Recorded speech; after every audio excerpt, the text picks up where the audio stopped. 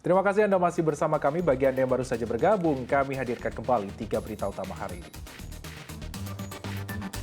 Kasus pencurian sepeda motor di minimarket terjadi di Kota Palembang. Pelaku intai korban sejak tiba di lokasi dan beraksi dengan cepat.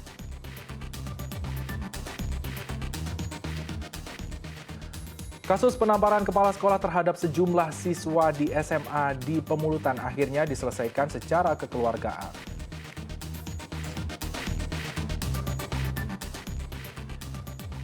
Sejumlah pengemudi ojek, supir angkot, dan petugas kebersihan mendapatkan paket sembako dari Polres Ogan Komering Ulu. Paket bantuan ini sengaja dibagikan pada warga bagi yang terdampak kenaikan harga BBM.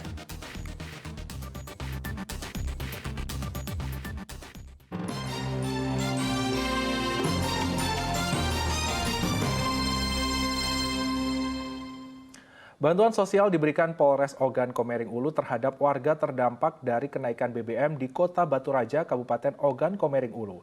Sasaran utama kali ini adalah pengemudi ojek, sopir angkot, dan petugas kebersihan. Bantuan ini diharapkan dapat mengurangi beban masyarakat di tengah tingginya atau kondisi kenaikan harga BBM. Petugas dari Polres Ogan Komering Ulu membagikan 300 paket sembako kepada pengemudi ojek, sopir angkot, dan petugas kebersihan di Kota Batu Raja, Kabupaten Ogan Komering Ulu. Bantuan ini bertujuan membantu warga yang terdampak kenaikan BBM. Bantuan disambut gembira para pengemudi ojek pangkalan yang biasa mangkal di Jalan Lintas Sumatera, Batu Raja, Muara Enim. Sebab naiknya harga BBM telah berimbas terhadap menurunnya pendapatan mereka. Membantulah sekarang kan untuk perekonomian sehari-hari. Kenaikan BBM terdampak tidak Pak? Terdampak juga Pak.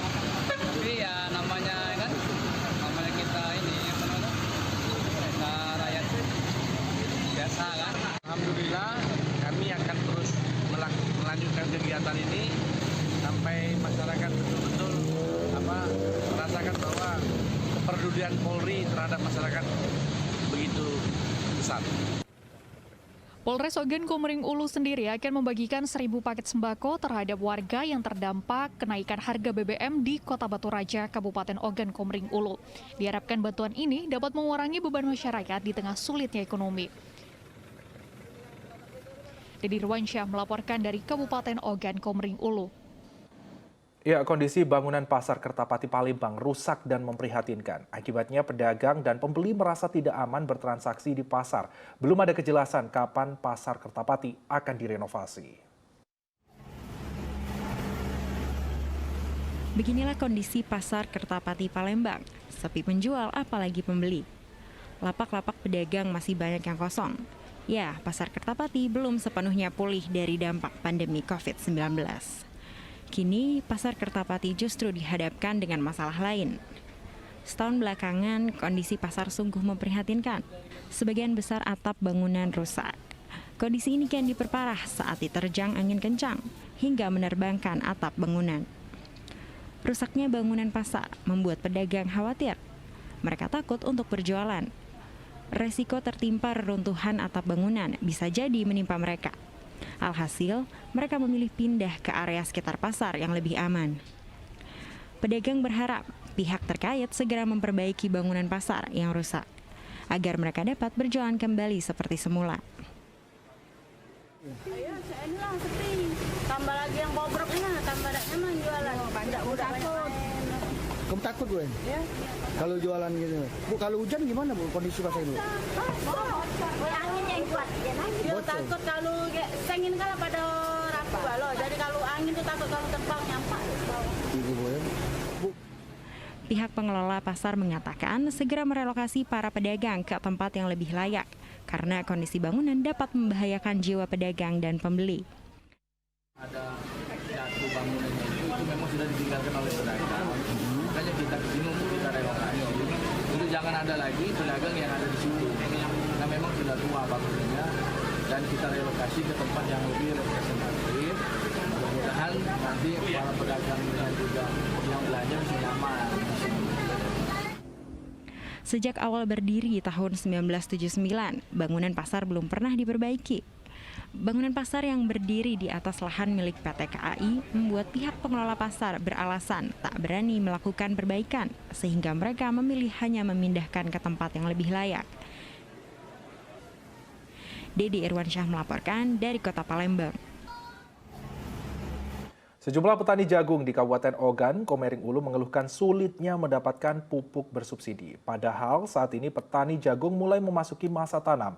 Pemerintah Ogan, Komering Ulu menyatakan telah mengajukan kuota tambahan pupuk. Memasuki musim tanam, para petani jagung di Kabupaten Ogan, Komering Ulu mengeluhkan kelangkaan pupuk bersubsidi. Selama 6 bulan terakhir, petani kesulitan melakukan pemupukan karena pasokan pupuk dari pemerintah berkurang drastis. Bahkan hampir di seluruh agen penjual pupuk sudah tidak menjual pupuk bersubsidi. Kelangkaan pupuk bersubsidi ini tentunya membuat petani menjadi bingung dan resah. Pasalnya, petani tidak berani untuk menanam bibit jagung jika tidak segera mendapatkan pupuk. Sebab tanpa adanya pupuk, tanaman jagung tidak dapat tumbuh sesuai diharapkan, sehingga akan merugikan petani. Kalau mau nanam, lihat dulu kondisi pupuk.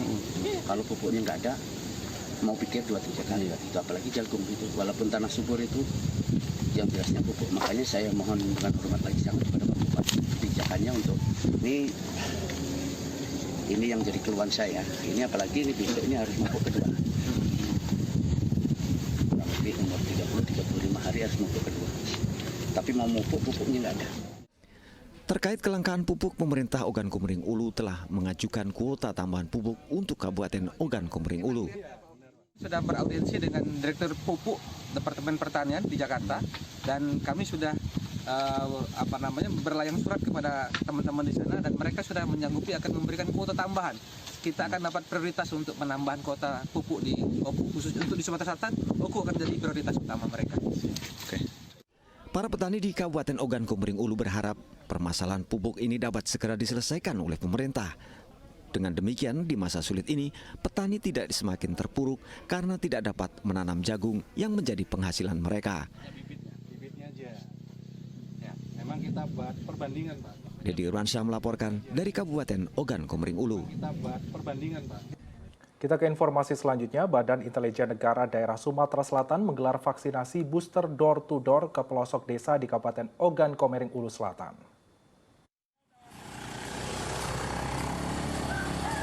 Petugas gabungan yang terdiri dari Binda Sumatera Selatan dan Dinas Kesehatan Kabupaten Ogan Komering Ulu Selatan serta TNI Polri mengadakan vaksinasi booster kepada warga yang tinggal di pelosok desa.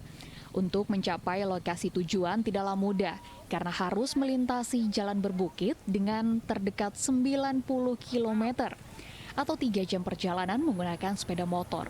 Salah satu desa yang dikunjungi petugas kali ini adalah Desa Marga Bayur, Kecamatan Muara II Kisam, Kabupaten Ogan Komering Ulu Selatan. Sampai di desa ini, petugas mendatangi satu persatu rumah warga yang belum mendapatkan vaksin booster atau vaksin COVID-19 dosis ketiga. Cara ini dinilai efektif untuk mempermudah masyarakat yang sulit mendatangi fasilitas kesehatan dan jauh dari jangkauan layanan kesehatan. Badan Intelijen Negara Sumatera Selatan hari ini melaksanakan percepatan vaksinasi secara door-to-door. Ini di wilayah pedalaman yang daerah sulit dijangkau, ya ini di Desa Bayur, Kecamatan Muara II Kisam, Kabupaten Ogan Selatan. Vaksinasi kali ini kita menyasar para masyarakat umum, lansia, kemudian disabilitas. Booster ini ya suntik vaksin ini yang 3 kali ini, kalau mau ke kecamatan atau ke kabupaten itu sangat jauh sekali gitu. Salah satunya kondisi jalan dan lain-lain lah gitu kan. Terima kasih sekali telah datang ke Desa kami Bayur ini. Digelarnya vaksinasi door-to-door ini sebagai upaya percepatan vaksinasi booster di Kabupaten Ogan Komering Ulu Selatan. Badan Intelijen Negara Daerah Sumatera Selatan mentargetkan 9.000 dosis vaksin per hari dapat diberikan kepada masyarakat di Sumatera Selatan. Dedi Irwansyah melaporkan dari Kabupaten Ogan Komering Ulu Selatan. Dan laporan tersebut mengakhiri berita Palembang hari ini. Saya Freddy Cahya, berterima kasih atas perhatian dan kebersamaan Anda. Selamat beraktivitas dan sampai jumpa.